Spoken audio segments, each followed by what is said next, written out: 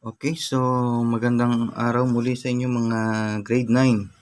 So nandito na tayo sa lesson natin para sa week 8. So kuha natin ang camera. So week 8. So graphing quadratic functions and analyzing the effects on its graph So kung makikita ninyo itong lesson na ito, so ito yung sa unang part ng lesson. So makikita nyo learning task number 2 agad.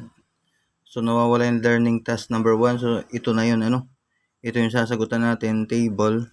So ang table na ito ay sasagutan natin sa magitan nitong given na graph. I-complete daw natin yung table sa pagitan nitong graph na ito. So binigyan agad tayo ng graph and then i-analyze natin. Nalabo ang camera na sir.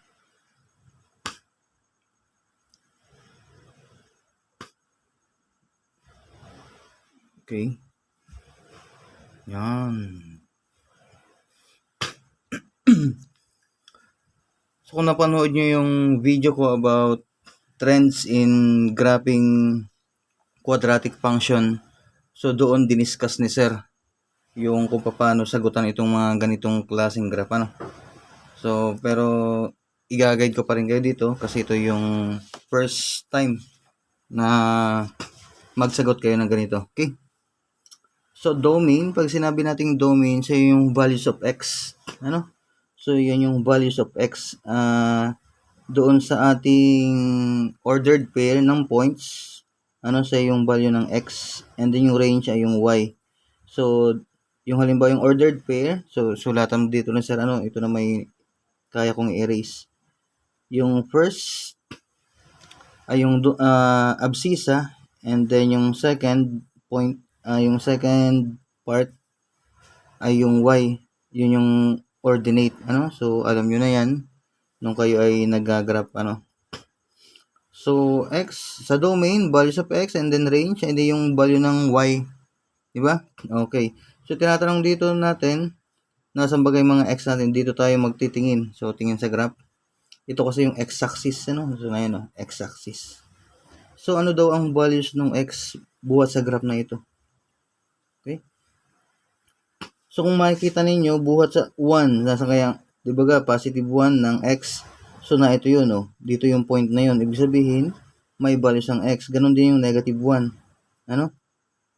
So ano kaya ang value ng x? Sir, ang 7 ba magkakaroon ba ng value? Yes, magkakaroon yung value ng 7 or maski let me say positive 50 or 100 or 1,000, magkakaroon siya ng value. Bakit? Kasi siya ipataas. May kita nyo siya may arrowhead, maski sa kabila may arrowhead. Ibig sabihin ipataas siya. Ibig sabihin, pagtaas niya, nagkakaroon pa rin ng values yung x natin. Tatamaan pa rin yung x. Kaya ang sagot natin dito ay ang values ng x natin ay set of all real numbers. Set of all real numbers. Lagyan natin.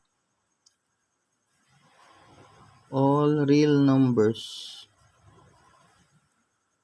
Okay. So, yan yung set of all real numbers. So, sa iba, paano nga baga kinukuha nila yan? Nilalagyan ng notation. So, parang yan ay x such that x.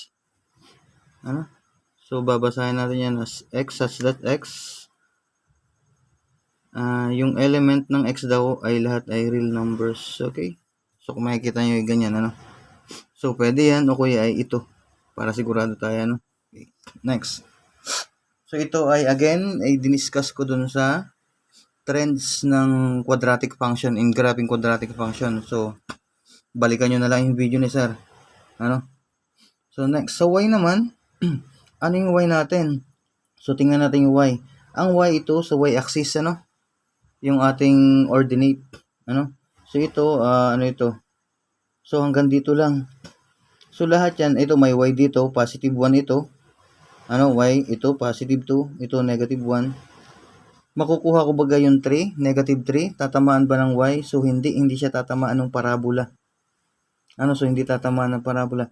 Ibig sabihin, dapat pala ang y natin ay equal sa negative 2 or greater than negative 2. So, paano natin ilalagay yung sagot natin? So, gamitin din natin ito. Notation na ito. So, y such that y ay greater than greater than or equal to. So, value ng y greater than, ibig sabihin, mas mataas, or equal to negative 2. So, makikita nyo, so 0, negative 1, negative 2. Okay? So, yung value daw ng y ay greater than. So, ano ba ang mas malaki sa negative 2? Ay di negative 1, kasi mas malaki ang negative 1, pagliit ng value, paglaki, kasi negative. Okay? May equal to. Bakit? Kasi andun to, tinamaan siya.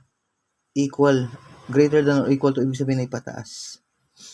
Ay sir, paano naman yung values niyo yung pababa? So, hindi na siya kasama sa set ng range natin ng y. Wala siyang value na negative 3 pababa, So, negative 4, negative 5, negative 6. Yan. So, hindi siya kasama. Okay? So, again, ito ay makikita nyo rin dun sa last video na sa trends in graphing quadratic function. Okay, next. Opening of the parabola. So, dadalawa lang ang pagpipilian natin sa opening ng parabola. It's either open upward, so kagaya nito, open upward, and then yung tinatawag nating open downward, ay nakaganito naman siya. Nakabuka ay sa baba. So, ito ay opens upward. So, ilagay natin, opens upward.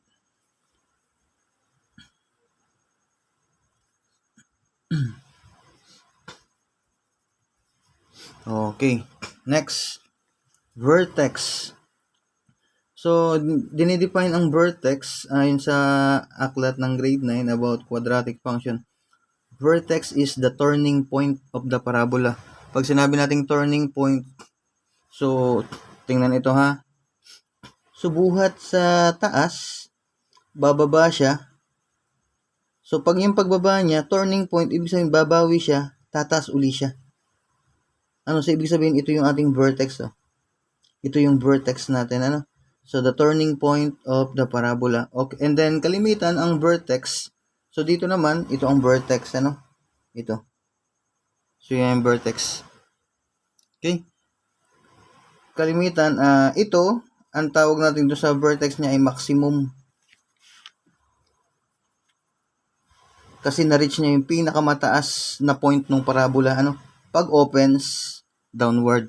Pero pag opens, upward, ang na-reach naman ng parabola, yan ay minimum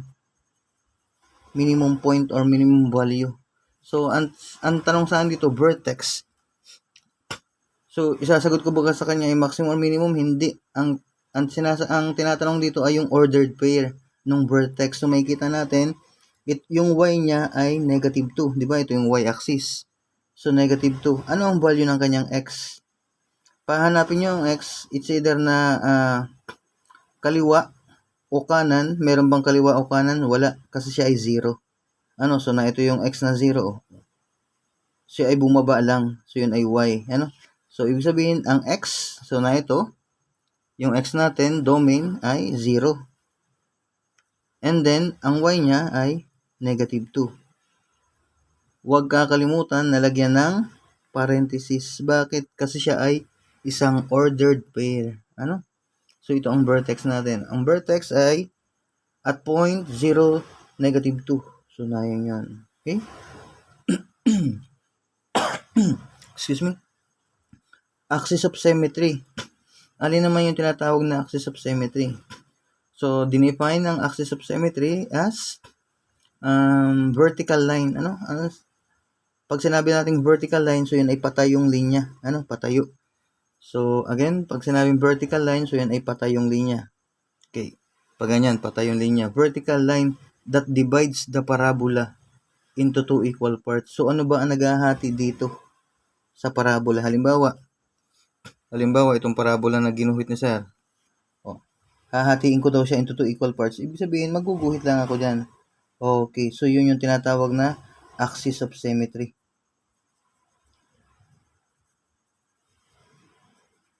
Okay, so dito, sa given na graph sa atin, so ang axis of symmetry ay ito.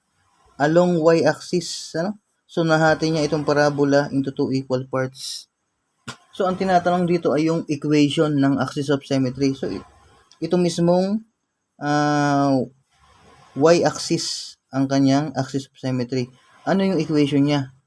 So, ang equation niya ay x is equal to 0. Ano? So, tatandaan, ang axis of symmetry ay yung abscissa ng vertex. So, ito yun. And then, ilalagay mo lang yung x kasi siya naman nasa x. Abscissa, domain is equal to 0. So, tatandaan, ang axis of symmetry, ang hinihingi doon ay yung equation ng axis of symmetry. X is equal to 0. Okay? Next. X-intercept. Okay. Pag sinabi nating x-intercept, so ibig sabihin siya ay dumaan along x-axis.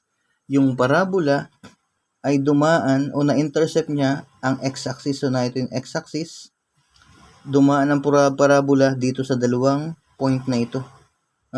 Ibig sabihin dalawa yung intercepts natin. So ano yung ordered pair na yon? So tingnan natin. So negative 2 ang x. So again, una lagi ang x ha. Negative 2 ang x. Siyempre, 0 ang y. Kaya nga x-intercept. So tatandaan sa x-intercept, y is equal to 0.